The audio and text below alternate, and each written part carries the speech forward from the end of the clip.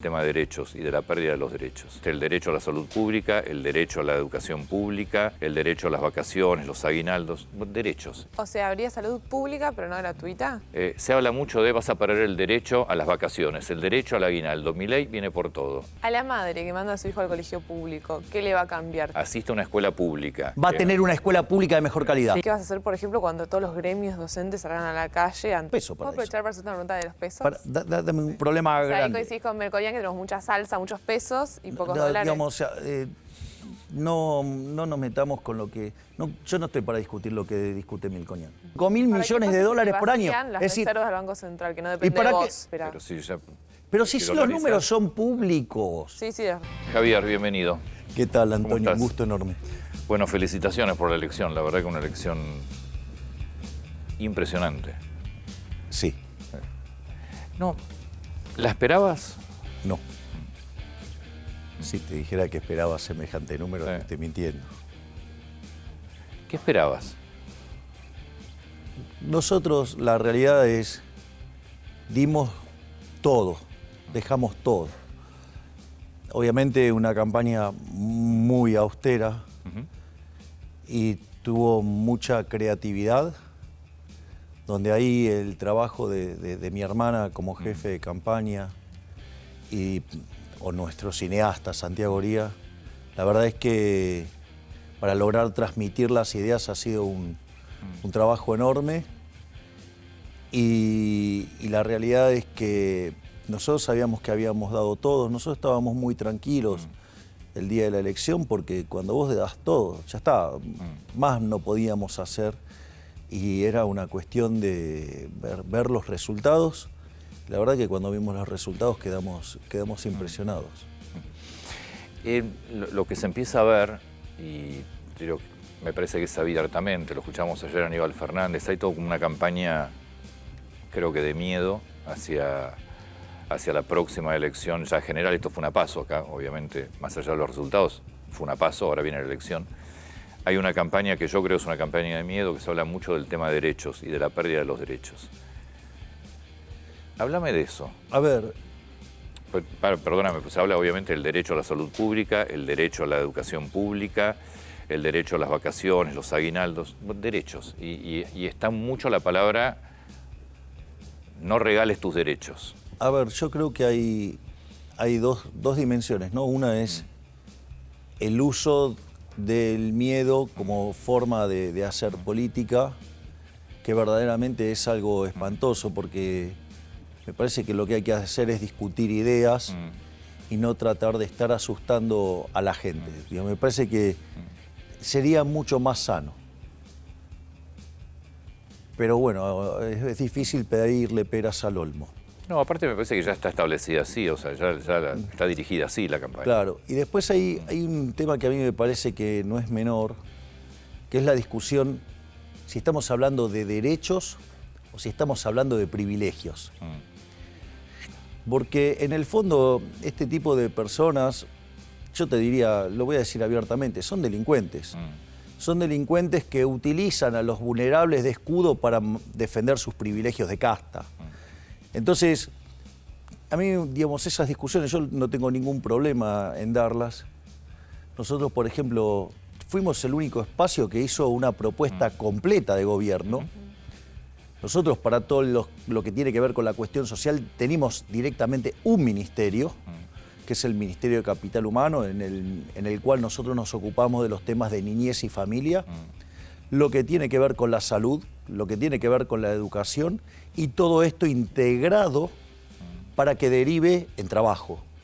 Porque, a ver, yo, digamos, soy especialista en crecimiento económico, con y sin dinero, es decir, sé cómo se hace para crecer y sé cómo se hace para bajar la inflación. Puesto en estos términos, cuando vos mirás la evidencia empírica del crecimiento económico, el factor determinante, el más importante para crecer, 70 puntos porcentuales del crecimiento de la historia, lo explica el capital humano. Ahora, el capital humano tiene dos dimensiones. Hay una dimensión es que la gente se alimente. Es decir, en el siglo XIX el elemento fundamental fue cómo mejoraron las condiciones de higiene, ¿sí? Y que la gente empezó a alimentarse. Ahora, si vos en los primeros años los chicos no se forman, si vos no tenés salud, difícilmente puedas tener un buen desempeño escolar o puedas hacerte de las herramientas que te permiten salir de esta situación. Entonces, no es que nosotros no estamos contemplando todo este tipo de cosas. Lo que sucede es que nosotros queremos cambiar el modo de financiarlo. Es decir, nosotros, por ejemplo, nosotros queremos un seguro de salud, es decir, que todo el mundo esté asegurado. Es decir, eso va a implicar hacer como la salud también depende de las provincias, va a haber que hacer un relevamiento de quiénes son los que tienen cobertura y de los que no, salir a cubrirlos. Es decir, ¿qué parte no estamos cubriendo a la gente? O sea, justamente, nosotros queremos ir a cubrir a la gente. Ahora, el punto es cómo vos lo financiás. Vos lo podés financiar financiando la oferta, Sí. o lo podés hacer financiando la demanda. ¿Qué es lo que sucede en Argentina? Se financia la oferta, se reciben los fondos y en lugar de aplicarse esos fondos a proveer ese bien y servicio que se busca dar, se lo gasta en política y lo que resta, Sí. Bien. digo, Déjame bajarlo, pero déjame segundito. bajarlo un cachito Sí. porque hay mucha gente que establece el tema oferta y demanda. Es decir, vos lo que estás diciendo es, hay que financiar a la persona que necesita salud, no a los proveedores, no a los sanatorios, no a las Exactamente. Es decir, nosotros te damos los recursos para que vos decidas dónde vas a tomar la empresas. Yo prestación. no voy a perder mi salud pública gratuita. Exactamente, vos no perdés eso. Es más, te doy el poder para que elijas quién te va a prestar ese servicio. Entonces ponés a todos los oferentes del sector a competir. O sea, habría salud pública, pero no gratuita. Digamos, yo recibo el... A ver, el punto es el siguiente. Lo primero que hay que entender es que nada es gratis. Nada es gratis. Está claro, Lo eso, paga que no el pagas. Estado. Es decir, no, pero cuando vos decís lo paga el Estado, en realidad lo que estás diciendo es que los pagan los Nosotros. pagadores de impuestos. Sí. Exacto. O sea, eso es lo primero que hay que entender, es que no hay nada gratis. Es el marco general. Ahora, el punto es, bueno, a ver, ¿cómo lo pagás? ¿No? El punto es, ok, decidimos tener este seguro, llámese, seguro de salud. ¿Cómo lo pagamos? Entonces, vos podés financiar a las instituciones, que eso termina siendo un acuerdo entre esas instituciones Entonces, y el eso Estado. Eso es financiar a la oferta, que es lo de hoy. Exacto, y eso genera un montón de corrupción.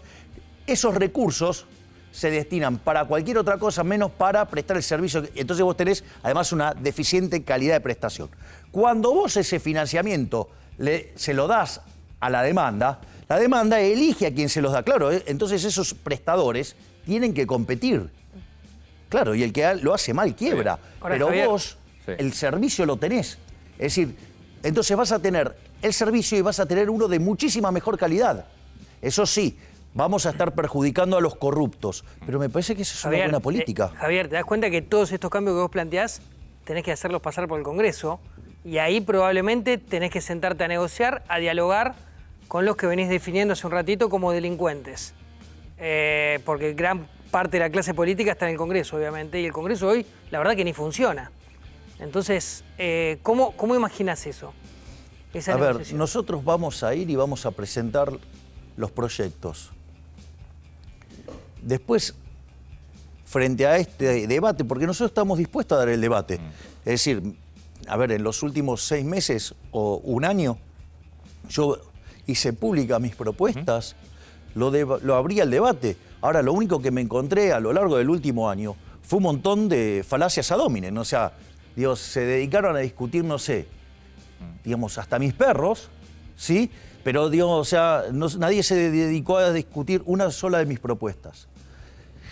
Entonces, nosotros estamos dispuestos a dar el debate, vamos a llevar los proyectos al Congreso y después, digamos, la casta política tendrá que explicar por qué quiere bloquear mecanismos transparentes y que mejoran la calidad de vida de los argentinos en favor de situaciones que favorecen a los corruptos. Esto, digamos, es una cosa bastante pesada, por decirlo de alguna manera. Déjame que me despida de A24, seguimos por América, como siempre, aquí con Javier Milei, hasta las 10:30 con Buenos Días América. Déjame volver al tema de los derechos porque es lo que empezamos a escuchar sistemáticamente ahora. Está claro que es parte de la estrategia que definió el gobierno, que también abiertamente dice, yo quiero que el balotaje sea con Milei. Pues esto es lo que plantea el gobierno, tiene que ser más a Milei el balotaje. Y habla mucho sobre los derechos. Me queda claro el tema de la salud pública. Se habla de los derechos a la educación. Hoy la Argentina tiene salud pública, mala o buena, pero tiene salud pública, tiene educación pública, gratuita, o bien pagada por impuestos, pero para mucha gente le significa también con mala calidad, por malos docentes pagos, mal pagos los docentes, pero la tienen. Se habla mucho de vas a perder el derecho a las vacaciones, el derecho al aguinaldo. Milei viene por todo. ¿Me contás? Me quedó claro lo de la salud pública.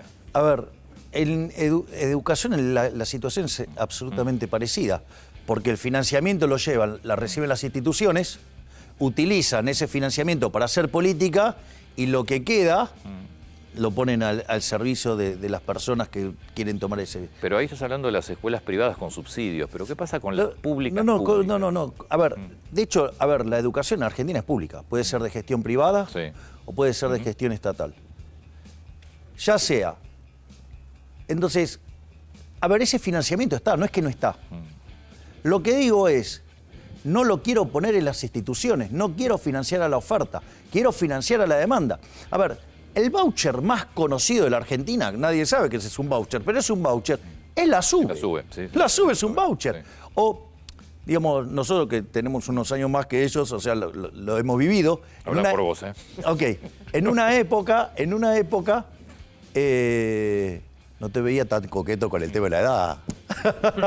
Tengo 6 años ya. En realidad la que tiene mucho menos es A ver, el punto es el siguiente. En una época, no sé, en los 90 nos pagaban el sueldo y una parte nos pagaban por algo, los tickets canasta. Sí. Eso era un voucher también. Es decir, que era aplicado a el alimento. Que de hecho, una de las cosas que pasó con eso es que vos tomabas los vouchers y había un mercado de vouchers donde los comercializabas. Como en realidad vos querés asegurar la educación, vos querés asegurar la salud, la SUBE tiene el perfeccionamiento que te permite de que lo vas a aplicar a eso, no a otra cosa. Sí, igual, perdóname, el ticket, que después termina desactivándose, ticket canasta, que servía para restaurantes y supermercados, las empresas los tomaban para después no pagar cargas sociales también. Entonces También, los aumentos con eso. Exacto. Entonces, a lo que voy es que no es que no funciona. De hecho, el sistema de vouchers, nosotros estuvimos, por ejemplo, hablando con la persona, el empresario que lo puso y lo tiene funcionando en Suecia. Básicamente tiene 25 escuelas, tiene 40.000 alumnos. Sabemos que Suecia tiene los mejores resultados en las pruebas PISA. Estos colegios tienen los mejores desempeños en ciencia, en inglés y en matemática. Es decir, cuando vos fomentás la competencia, los resultados florecen. Entonces, la pregunta es, hay que explicarles por qué no quieren. Y básicamente es porque atrás de esto hay corrupción. A la madre que manda a su hijo al colegio público, ¿qué le va a cambiar si vos sos presidente? Lo que le va a cambiar es, bueno, primero que no va a tener que sufrir la inflación. Segundo, que tenemos una política de seguridad consistente. Y en lo que tiene que ver con la prestación en estos términos de bienes, no solo que no los va a perder, sino que ahora los va a tener de mejor calidad. Claro, pero ya la va a pagar, pero con este voucher. Pero es que, digamos, vos ponés la tarjeta y automáticamente eso después entra en las arcas del Estado. O sea, digamos... O sea, la persona no es que vaya a pagar el colegio. Digo, vos en términos técnicos sí lo estarías pagando. Está bien, pero vos no sacás dinero tuyo. No, por eso, para eso tenés el voucher. Es decir, entonces se te financia que vos, pero con la situación en la cual vos elegís a la institución a la que querés ir. Claro. Entonces ponés a la oferta a competir. Y eso es lo que mejora la calidad del servicio. Está bien, vos, pero vos hoy, está bien que vos, si vos sos presidente, no es que tenés estados a cargo, escuelas a cargo, pues la escuela depende de cada distrito. Pero, por ejemplo, los colegios de la Ciudad de Buenos Aires, colegios públicos de la Ciudad de Buenos Aires, están financiados por la Ciudad de Buenos Aires. Está bien, pero de vuelta, nosotros no es que vamos a quitar esos colegios, lo que queremos es que compitan. Y para eso hay que cambiar el mecanismo del financiamiento. Es decir, y darle el financiamiento a la gente, no a las instituciones. porque ahí se producen desvíos y ahí es donde aparece la corrupción y ahí es donde se deteriora la calidad del servicio. A ver, Javier, más allá del... no, dame un segundito, porque esto es importante. Si nosotros miramos los desempeños en materia de educación de Argentina, está claro que hay algo Cada que vez peor. corregir. Sí, sí, son Es cada decir, vez peor. Argentina está entre los peores de América Latina. Es decir, después de haber sido el primer país que eliminó el analfabetismo, digo, Argentina fue expulsado de las pruebas PISA por sesgar la muestra. Entonces estamos hablando de un fracaso rotundo que no lo quieren aceptar. Porque esto pasa, porque fíjate, cuando vos a un padre le preguntás sobre la educación de sus hijos, si no, la educación es un desastre, pero el colegio que lo manda él es de bueno. Sí. Bueno, en realidad, digamos, se hacen trampas jugando al solitario, no son buenos. O sea, los desempeños son malos, los números... Argentina menos del 1% tiene en el grupo de élite, por decirlo de alguna manera.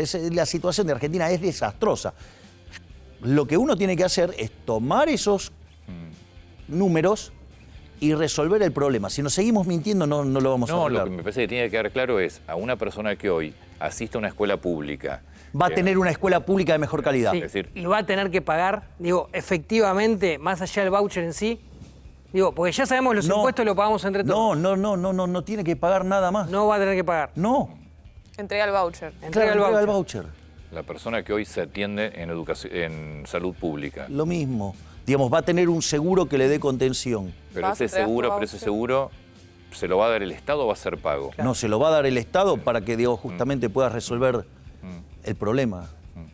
Ahora, Javier, muchos también se preguntan en estos días qué vas a hacer, por ejemplo, cuando todos los gremios docentes salgan a la calle ante una posible de estas reformas. ¿Qué va a hacer Javier Milei, presidente? Pero, a ver, entonces le preguntaré a los docentes qué es lo que quieren hacer. Entiendo que los docentes deberían estar comprometidos con la mejora en la educación. Entonces, si genero un sistema que genera más competencia y que se vuelve más productivo, a los docentes les va a ir mejor porque van a tener mejores remuneraciones también. Es decir, van a querer, como pasa en Y Suecia, los ir a docentes- los colegios donde va mejor porque les va Pero mejor a recuerdo ellos. cómo han reaccionado cuando se los quiso evaluar más seguido, que eso también estaba muy bueno para el sistema. Bueno, me parece que en una sociedad competitiva vos tenés que ser evaluado. Ustedes son evaluados minuto a minuto. Sí. O sea, ustedes tienen una cosa que se llama minuto a minuto y evalúan cómo están haciendo su trabajo. Entonces la pregunta es ¿por qué hay algunos actores que no quieren ser evaluados? Porque eso también, o sea, como mecanismo de señal, quiere decir que si vos no querés ser evaluado es porque aun cuando haya una mala percepción de que sos trabajando, de cómo sos trabajando, quiere decir que entonces sos peor todavía, porque si no querés ser evaluado, a mí me parece que una de las cosas que nosotros venimos a traer es la competencia. Es que la gente empiece... A ver, ¿cuál es la magia que hace que el sistema capitalista florezca? Es que solamente se puede ser exitoso sirviendo al prójimo con bienes de mejor calidad a un mejor precio. Entonces, vos, es más, es un sistema, como decía Bastiat, dice, donde entra el comercio no entran las balas. ¿Por qué? Porque, no sé, yo lo podría odiar a él, pero le tengo que vender mi producto. Bueno. Entonces lo tengo que tratar bien. Entonces es un sistema que promueve la paz, la convivencia, pero además mejora la calidad de vida. Estados Unidos le compra petróleo a Venezuela, básicamente, ¿no? Bueno. Está claro. Entonces, Te pregunto por tema, siguiendo con esta línea de, hay una serie de proyectos tal vez polémicos o que algún sector trata de polemizar. El tema tenencia de armas, o portación, para que quede claro cuál es la idea, cuál es el concepto que vos estás trasladando. a mí me parece que llevar la discusión ahí es una forma de también de asustar a la gente, de ponerlo... Nosotros tenemos un programa de seguridad que tiene que ver con reformar la ley de seguridad interior, reformar la ley de defensa nacional, reformar la ley de inteligencia, reformar lo que tiene que ver con el sistema carcelario, el código penal y el código penal procesal. O sea, me parece que esa es la discusión grande. Respecto a lo que tiene que ver con la tenencia de armas, hay una muy buena ley. Es decir, lo único que no hay que hacer nada, hay que hacer que se cumpla. Porque tal como está hecha hoy, digo, a los únicos que favorece es a los delincuentes. Lo único que tenés que hacer es cumplir la ley. No tenés que hacer nada. Pero de vuelta, es una forma que tienen para embarrar el debate. ¿No decís que favorece a los delincuentes hoy la ley actual? ¿No hay que cambiarla en ese sentido? A ver, no, vos tenés una buena ley. Digamos, la ley es de la década del 90. Sí. La ley es buena, está bien diseñada. Lo que vos necesitas es que se cumpla y no que se vuelva una traba para los honestos. Digo, cumplí la ley. Nosotros lo que queremos es que se cumpla la ley. Entonces, después, después se dedican a hacer caricaturas. No, acá no hay que hacer caricatura. Hay una ley, cumplí la ley. Yo no sé si lo tenemos ahí a Aníbal Fernández ayer, a ver si lo podemos buscar, para no repetir yo lo que dijo y repetirlo mal.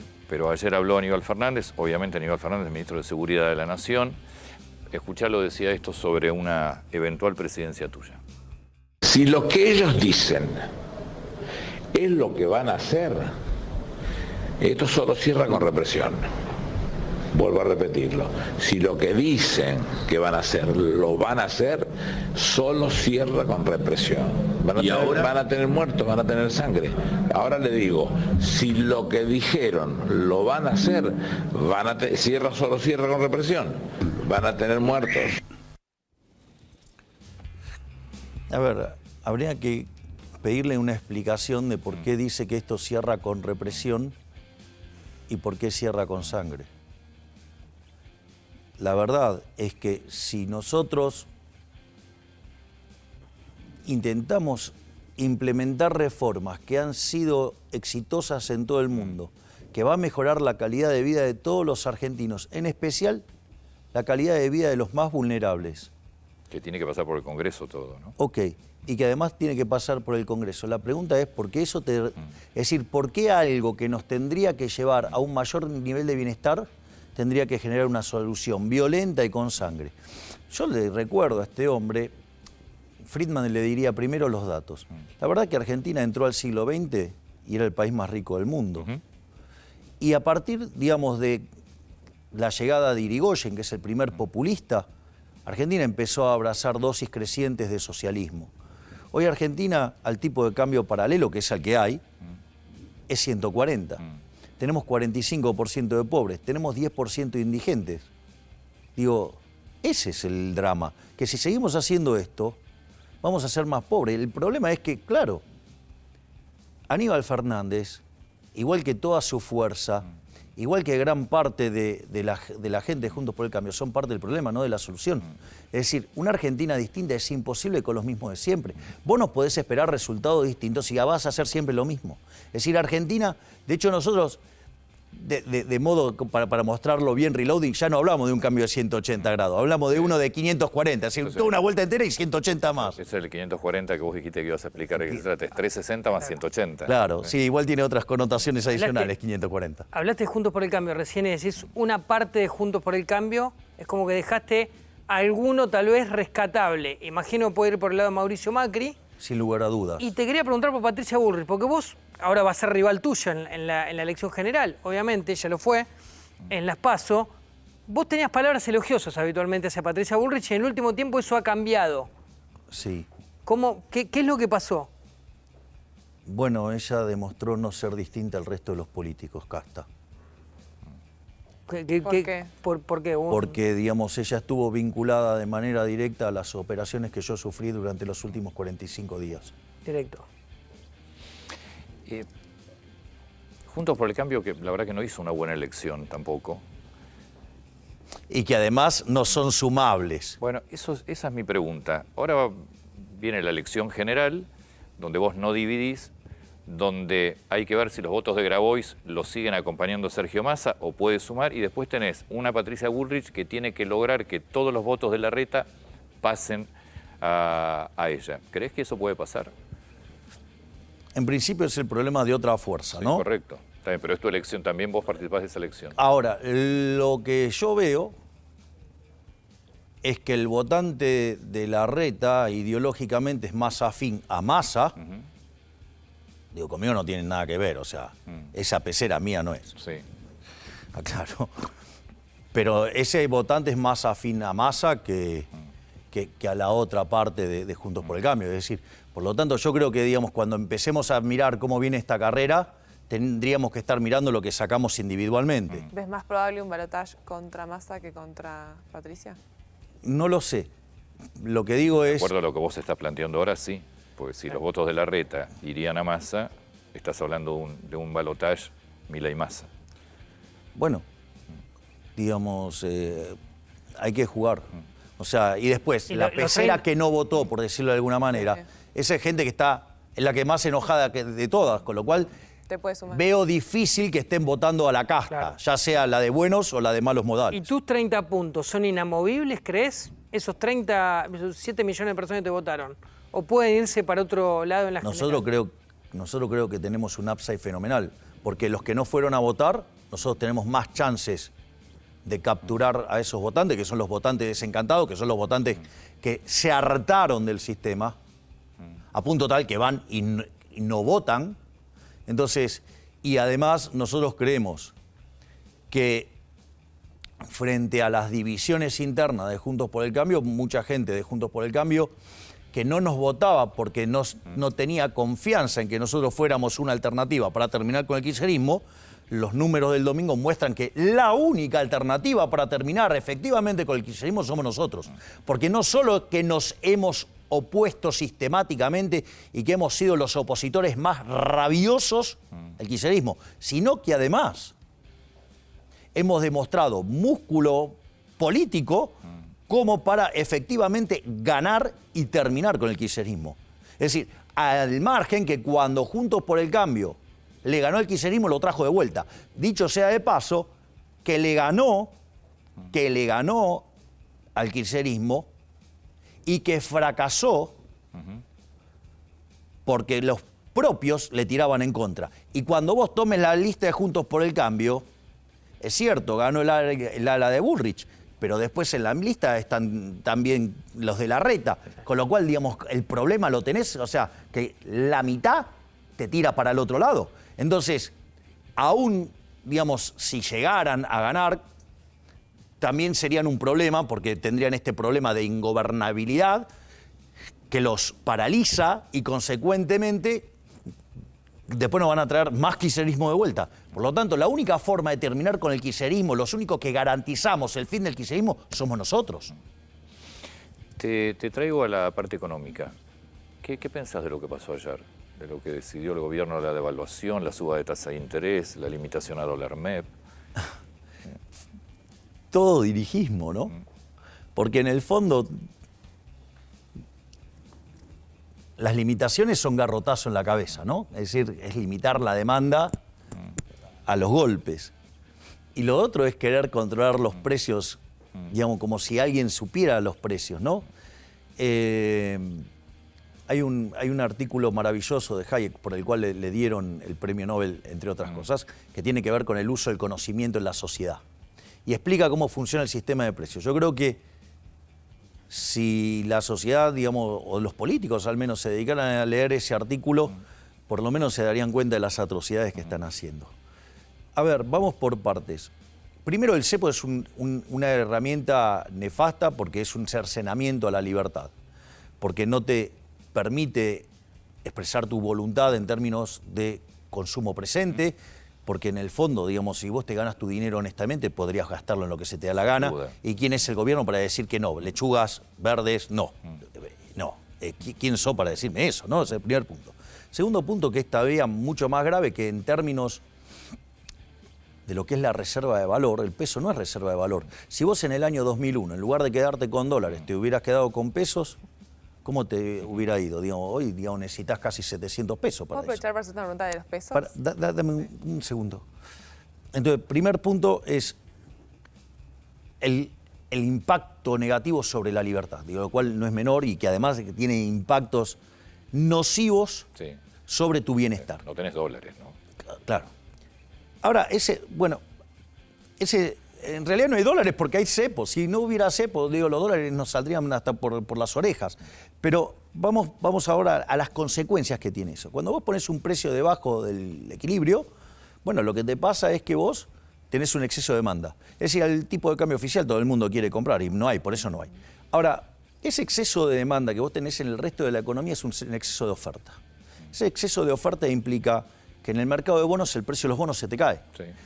Que los bonos se te caigan, que significa altas tasas de interés, alto riesgo país. Alto riesgo país implica descoordinación macroeconómica en términos de actividad, que se manifiesta en que en un PBI per cápita que está 13%, 15% debajo del que teníamos en el 2011. Eso se manifiesta en que se te deteriora la demanda de trabajo. El trabajo formal sigue clavado en 6 millones de personas. Entonces, ¿cómo se maquilla el desempleo? Se maquilla con salarios reales verdaderamente espantosos que te lo está licuando todo el tiempo la inflación. A punto tal que 1/3 de los trabajadores, o sea, de los que trabajan, son pobres. ¿Esto qué quiere decir? Que entonces vos tenés una demanda por gasto público para dar asistencia social que es monstruoso y es un círculo vicioso que tarde o temprano termina mal. O lo pagás en términos de pobres, indigentes y actividad, o lo vas a pagar con un estallido inflacionario. En algún momento, digamos, no te van a dar los números, digo, la explosión Acá se está pagando de las dos maneras. Exactamente, cada vez con más inflación y con cada vez más pobres e indigentes. En algún momento esa tensión se va a hacer más clara. Es decir, a ver, si el gobierno quiere frenar el dólar, los precios, digo, con represión, el nivel de caída de la actividad, del empleo y de los salarios reales te va a generar un desastre social. Entonces, inexorablemente eso termina mal.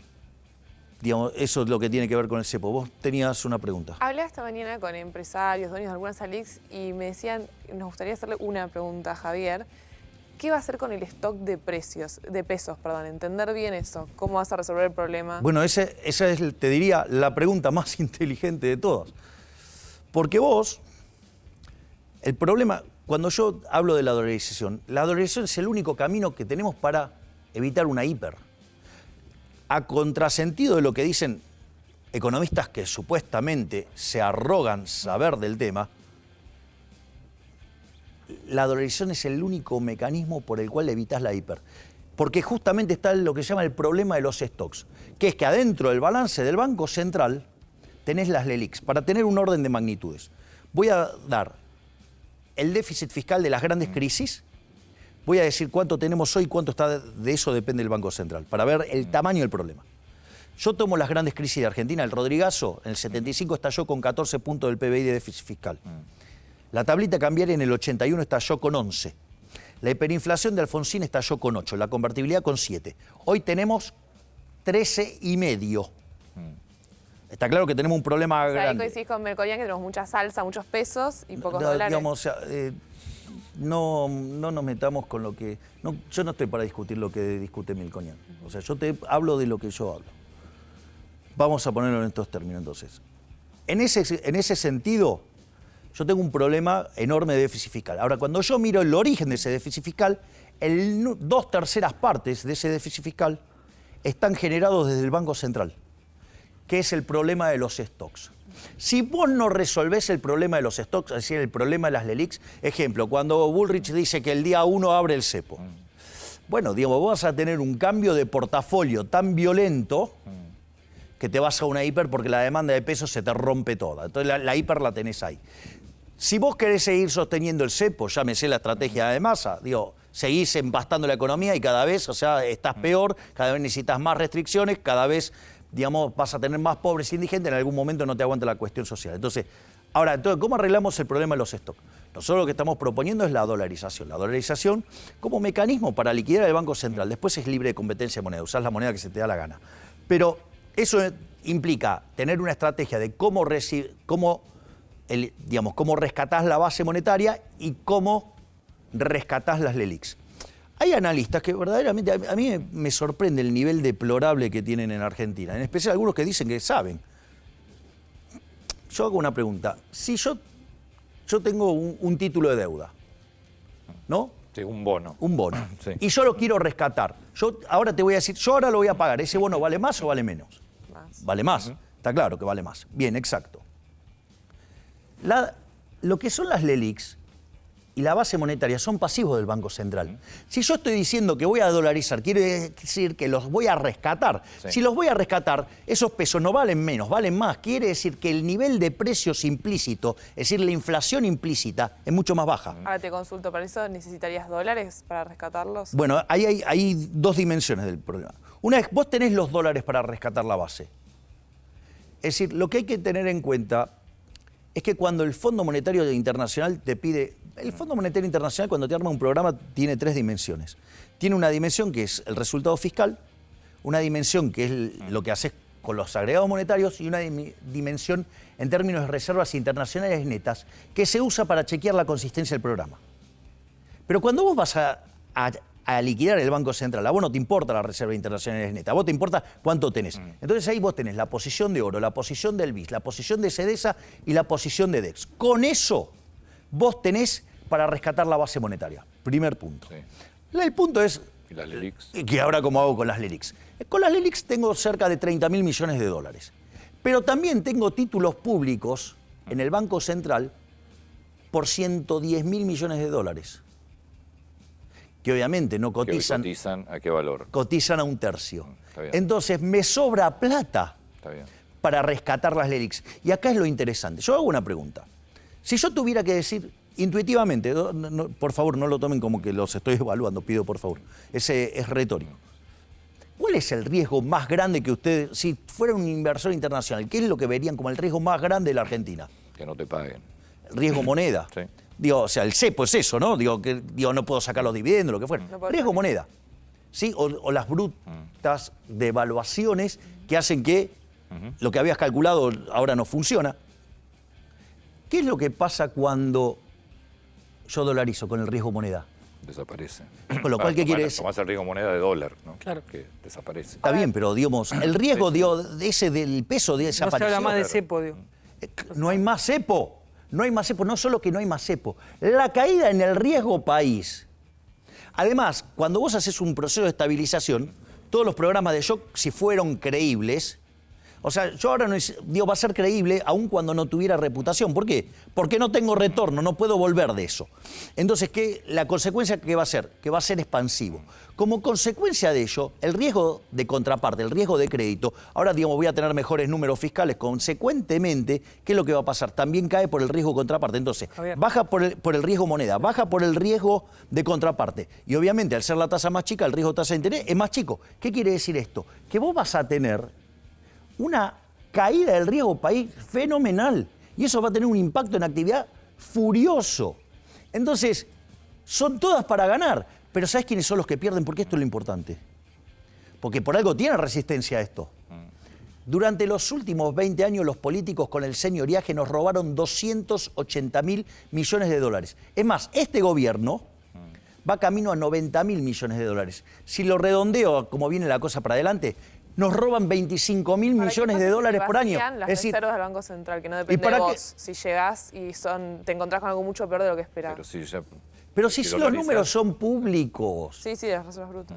Bueno, los números son públicos, así es que, de vuelta, y hay mecanismos de ingeniería financiera para resolverlo. No es que no hay, digamos, es fácil resolverlo. Porque lo que quiero decir con esta caída del riesgo, los bonos ahora no van a valer postdolarización 1/3. Van a valer Claro. muchísimo más. Entonces, cualquiera querría ser parte de un negocio que en el lapso de, supongamos que tardamos como Ecuador, 9 meses, ganar el 100% piso, es un negoción. Por eso a mí me gusta tanto la estrategia que desarrolló Emilio Campo para que gran parte de ese upside quede en las manos del Estado argentino y así bajar la deuda, baja la deuda bruta y obviamente la deuda Javier, neta. la deuda con el fondo. Última, ¿eh? ¿Cuándo se paga? ¿Cómo se paga? ¿Hablás con gente vinculada al fondo? ¿Hoy ya conocés? Bueno, ¿Te contactan? nos han contactado, digamos, tenemos que armar la reunión y en ese contexto nosotros creemos que no tenemos problemas con el fondo. Porque, ¿cuál es la clave de todos los programas del fondo? Baja el déficit. Bien, exacto. ¿Y fracasa siempre por qué? Nadie lo cumple. Ahora, nosotros tenemos un programa fiscal muchísimo más agresivo que el del fondo. Es decir, para nosotros cumplir con el fondo no es un problema. Sería muchísimo más fácil porque estaríamos sobrecumplidos en las metas. Por lo tanto, porque nosotros tenemos esa convicción. 30 segundos, porque no tenemos que ir ya a un corte. ¿Por qué? ¿Vos crees que le das miedo al mercado o no? En realidad esa es una mentira que establece... A ver, cuando vienen los bancos de inversión, ¿sí? O fondos de inversión, vienen y contactan analistas locales. ¿Cuál es el problema? Que muchos de esos analistas locales o son brutos o trabajan para políticos. Entonces venden historias verdaderamente macabras, como decir que la dolarización te lleva a una hiperinflación. Es decir, lo cual, digamos, es una estupidez. Es decir, es justamente para terminar con la inflación. Es decir, estás terminando con el problema, porque la hiperinflación, que es la muerte de la moneda por, digamos, por el efecto de que los precios se te descontrolaron. Entonces, y la verdad es que yo entiendo, a ver, yo de vuelta aviso, digo, yo cuando me siento a dar charlas, yo cobro por dar charlas porque es lo que yo vivo. Seguro. Obviamente que hay un problema de compliance por el cual, digamos, o sea, yo no puedo tener esas charlas. Entonces van y consultan a analistas de muy baja calidad o involucrados políticamente, que justamente lo que quieren hacer es generar terror. Bueno, la verdad es que si no ven en el negocio en la cara, ¿qué querés que te diga? Digo, tarde o temprano lo van a ver, pero ¿sabés qué van a pagar con su reputación en términos del retorno que se perdieron? Javier, muchas gracias. Gracias, Antonio. Gracias. A la mierda los malditos empresarios, a la mierda sodomitas del capital. Basta de basura keynesiana, ha llegado